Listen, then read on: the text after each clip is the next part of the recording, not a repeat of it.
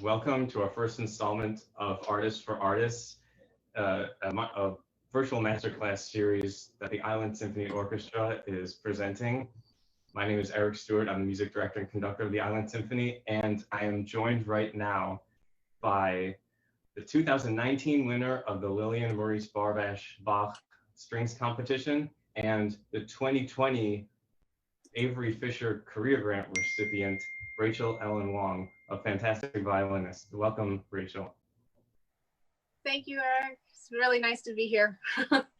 Great to have you. So the first thing I wanted to ask about is how you started getting involved with Baroque performance practice and performing on period instruments, as you do have the distinction of being the first Avery Fisher Career Grant winner who is a Baroque specialist. So tell us a little bit how you got into that. Well, I went to undergrad at the University of Texas, Austin, and we had to take electives as part of the degree program, and one of them that I could choose from was early music ensemble, and I really liked the professor, and so I joined, and he really kind of introduced me that there were these things called Baroque violins, and he gave me like a Corelli sonata to play, and I'd never heard of Corelli before, and I just thought the music was so cool. And I'd always been really interested in Bach since I was small, and I think my favorite recording of Bach was Rachel Podger's, since I think my dad gave me the CD when I was 9. Okay. And so even then I was tuning my violin down. Oh, wow. I didn't even know like the difference at all. That's just what I was saying. Why don't you talk about that? Tell us a little bit about the difference between a Baroque violin and a regular modern violin. Sure. Well, I have both of them here, so I could show them. Sure. So my Baroque violin, the angle of the neck is different. That's probably the biggest difference. It's hard to tell, but the modern violin was changed so that there's more angle of the neck to get more sound, the more pressure that you have on the strings. Okay. So that's why like a lot of Strads don't have their original neck, because people cut them off to make them modern. But this violin has a Baroque neck, and it also has gut strings made of actual like sheep gut. Wow. And I always like to say you can't really be vegan if you're historical, which is sad. But I also don't have a chin rest or a shoulder rest. Okay. Yeah, from my experience with gut strings, I've always really enjoyed. I thought they have a really full and juicy sound, and what I hear is they don't project as well as steel. But yeah, they do have such a lush sound that is really wonderful, and we'll hear that in a few minutes when we hear your performance. So I'd also like to ask about when did you hear about that you would be receiving the Avery Fisher Career Grant? Tell us about that and how you felt when you got the news. Well, I was actually in Shanghai, and because of the time difference, I don't know what exactly happened. So that night I had food poisoning and I was not sleeping. At like 3 a.m. I checked my phone and I saw that I had all these missed calls from like the director of my program at Juilliard, and also an email from someone at the Avery Fisher Foundation, and I kind of put 2 and 2 together, and so I got really excited, and I didn't sleep at all, and I called my parents and my boyfriend, and yeah. Wow, that must have been really exciting. And that was around December? Yeah. Okay, yeah. So now I'm wondering, I'm sure after getting news like that, and in December, back when the world was what we considered normal, I'm sure there were very, very many exciting performance opportunities coming up for you.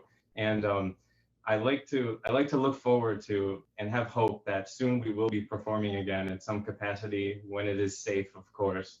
But I just have hope that we will find a way to make things safe again soon and have performances soon again. So tell me a little bit about some performances you're looking forward to giving when we can safely open up again. Well, one I'm really looking forward to. Actually, all these concerts really don't actually have any dates, but I think the most I'm looking forward to is playing the Beethoven Violin Concerto in Costa Rica.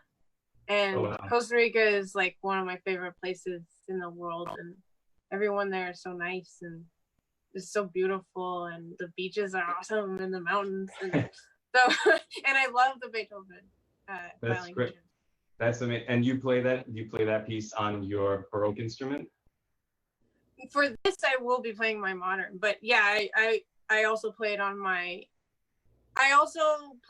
modern violin with gut strings and a historically accurate like bow for the time period. So Okay. And I could try playing on this. Yeah, why But the not? fingerboard, I should also add, I forgot, the fingerboard is way shorter.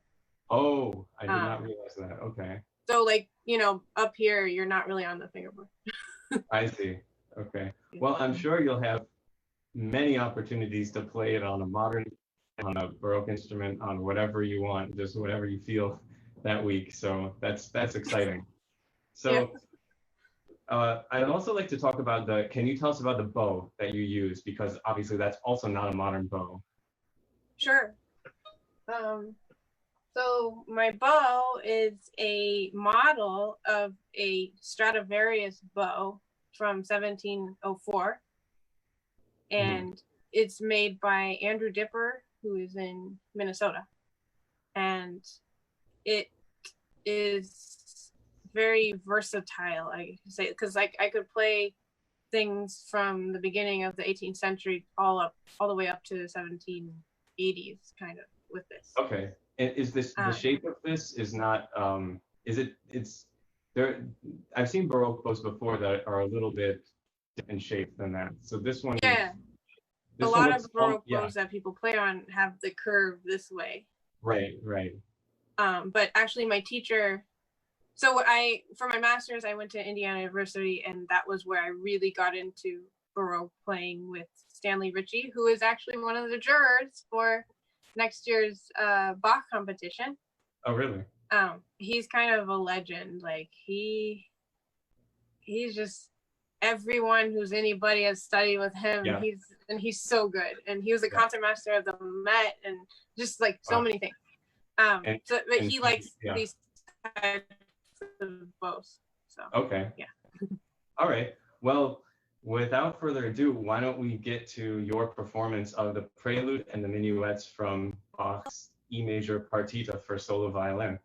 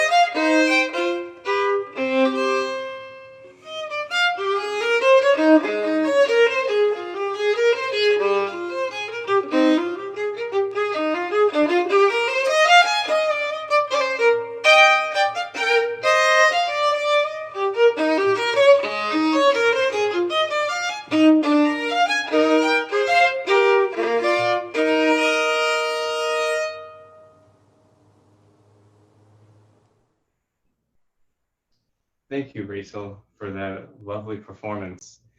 The one thing I would like to comment on and ask about is so often classical music gets a reputation of lacking spontaneity, I guess, in comparison to other styles that we may be used to, lots of improvisation and jazz or even blues and rock music and popular styles. However, I really enjoyed the way you do ornament the Bach, and it brings a spontaneity to it. And I wonder if you could talk a little bit about your approach on ornaments in Bach and in general, and how how you utilize them in your playing of Bach.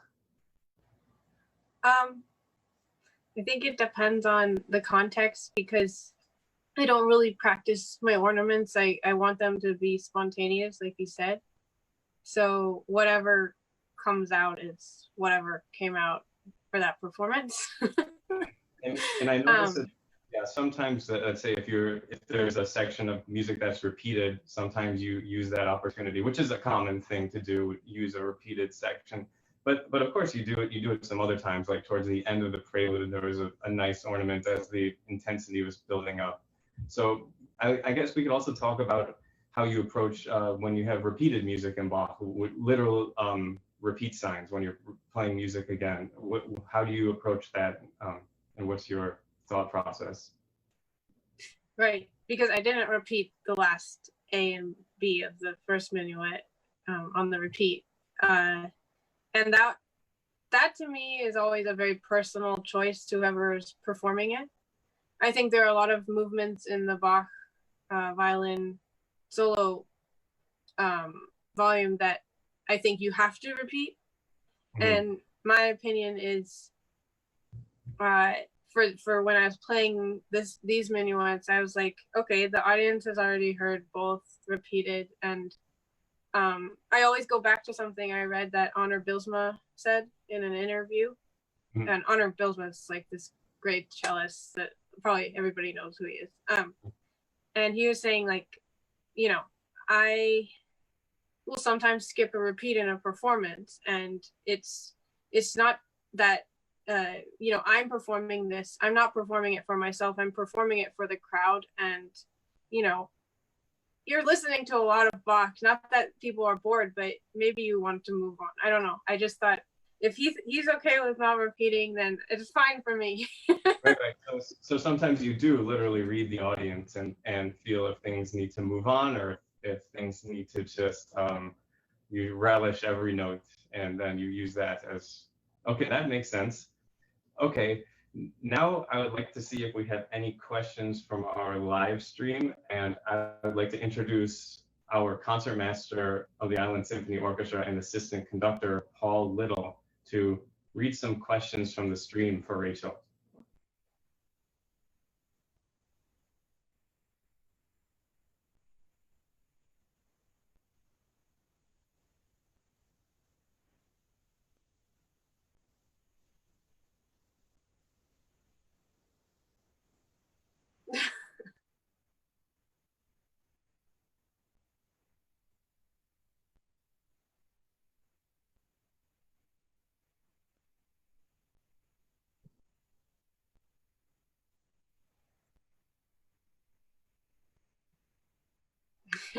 I mean, so I think musicians are gonna have to get real good at either recording themselves and learning how to edit it, or finding someone to do it for them. And that has definitely been me. I've taken this time to learn how to record myself, and it takes a lot of effort and work, and you have to learn, you know, these different softwares. And you know, thankfully I know someone here, so I was saved from doing that kind of work. But it's pretty hard. You're gonna have to get used to not playing for audiences for a while, or figuring out some creative ways of performing, whether that be outside and making sure it's safe for everyone. I mean, yeah, and then also, like, it's hard for our instruments to be outside sometimes. So I think like what you've done with this virtual masterclass series is something that people are going to need to do, because it's really our only option. And yeah. I think also I'm getting ready to record the Bach, the full violin for my first CD. And I think that's another way, because people can listen online, Spotify, whatever. You're recording the E major partita? I'm recording all of them, all 6 Oh, wow. partitas and sonatas.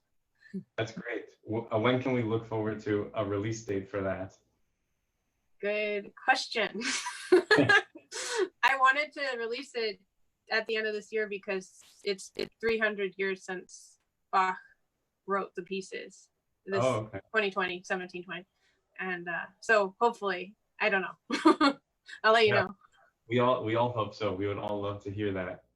And I'm thinking that we now do have an opportunity to find ways to reach people in the most convenient ways now that we don't have the option to meet in person. So I feel that organizations who are taking advantage of the time to understand how to reach people through virtual means, this can really be something incorporated into the main strategies of musicians, so that we can do what we love to do and proliferate music and reach as many people as possible. And that's why we're really happy to have you here, because this brings joy to people, and at times when we can't literally stand in front of people and perform, that's what we're moved to do. We're moved to share our love for these things. So that's why, we're really enjoying having you here to do that with us today. And now I'd like to ask a question, technical question. There is a section of the first movements of the partita, the bariolage technique with the bow. If you could talk a little bit about strategies on practicing that, how you approach it, anything that, because it is a technically demanding passage, could you tell us a little bit, give us a few tips on practicing that? Yeah. I think it's really important to make sure you know the bowing pattern, because what the pattern is just over and over, because we have that open E string and then we're playing chords, which is this bariolage technique is in Bach's music all the time. So I would practice the chords first, and then I would also practice the bowing, start slow and speed it up. And I also like doing opposite bowings because it confuses your mind. So instead of starting down, I'd start up. And I also do like a lot of weird things, like hold my bow backwards, because if you make it really hard for yourself and you go back to the normal way, it feels really easy. I've never heard of that, but that's an intriguing way to do it. Turn the bow around. I like that. Yeah. Kind of like putting weights around your ankles while you jog or something like that. Yeah, no, that's totally exactly what it is. Okay. I have a question from the audience. This one is from, I lost it. Where'd my question go? Question from Sue Rajeski. Hi, Sue. Growing up, whose recordings of the Bach sonatas and partitas did you love listening to the most? I distinctly, well, I've already talked about Rachel Podgers, who, I studied with her, and, when I was young, it was like one of my first CDs. So that one's always my top. But I also really loved Arthur Grumio's recordings.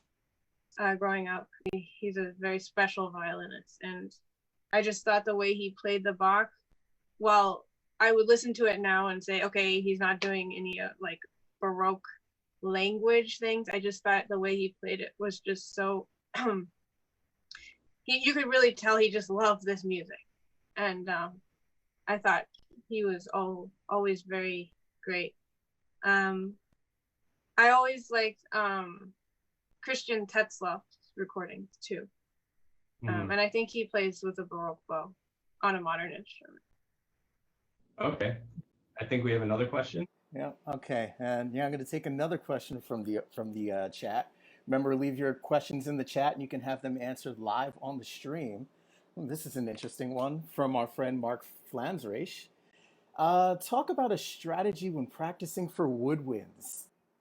Oh, how to play woodwind instruments, but you mean like woodwind instruments playing the violin box? There are some practice techniques that are universal, so I'm sure. Right. Like slow practice, making everything as simple as possible, because this stuff is really hard music. Like I like to go through my music if I'm playing like a fugue or something and like color code where the fugue comes in or something. I like to take different sections and just very simplify them. I think I'm sorry, I don't play a woodwind. No, it's okay. We can. There are other things I think that are relevant to any instrument. So for example, the way you approach I think any instrumentalist can benefit from let's say the way you play the prelude. There is a certain part of the prelude, and it's towards the end of it. I've marked it measure 109, where it kind of shifts to F sharp minor, and then the mood changes a lot. And you kind of take time and slow down there and kind of really just let it open up. And I'm just wondering if you could talk about what it is you're feeling at that moment, what leads you to play. I find that a lot of people play the preludio, especially like a moto perpetual etude or something. And I don't think that it should be the way you approach this music, because Bach knows what he's doing, you know? And it's so musical, and you can find so many different patterns, and that doesn't mean you have to play these patterns, you know, completely in time and metronomically and take no time. And there's so many different affects, which is something very important in Baroque music. These composers were thinking about these affects, like Rameau in 1722, which is very, very close to the time period Bach was writing this. He wrote down each key, at every key, and E major, he wrote down, he described these keys with very descriptive words. So E major was grand and tender. And so you think of these pieces with these composers were thinking of these feelings for these pieces. And I think you can think about these keys within the key. So I know this piece is written in E major, but you're right. Like I modulated to F sharp minor in this really special section. That's a really weird key for Baroque, right? So especially for violin. Right. And I think when a composer does that, that means it's a really special place. And so I think taking time is fine if that's Absolutely. How you feel it. Absolutely. You point out something interesting, that composers, as you go further back, before the even-tempered keyboard instruments were available, how they perceived, as you mentioned, each key had its own personality and its own character, and so much more so than we think about today, because today, myself as a composer, I can transpose somebody by clicking a button on finale, and we almost think about keys as being almost like utilitarian, like where does this fit best for this, or where can this go to get from here to there? But the way they thought of that back in that era, I think, is really something worth taking into consideration, and that it had a real meaning from, for Mozart, for Beethoven, for Bach, and for composers who lived before the age when, the well-tempered clavier was available. Okay, we have one more question. Okay, one more question from the chat. This is a good one. For aspiring string players, which summer programs do you recommend? Of course, once the pandemic is behind us. I'm assuming, is this for an adult student or a,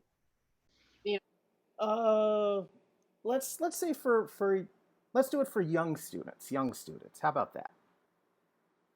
We're talking about just modern, no like Baroque. Okay, great. Yeah. I really, really enjoyed the Heifetz Institute, Heifetz International Music Institute in Stanton, Virginia. And I went there as a student for a couple of years. And I think what's really special about that place is that you have an amazing lineup of teachers, and you also get to study chamber music and all that. But they also have speaking, public speaking, they have movement, they have yoga. They have all these extra things that a lot of festivals don't. So it's really helped me with opening up when I have to speak in front of audiences, because that's always a very hard thing to do for me. And even just like learning how to bow, it's not really taught to us. That's true.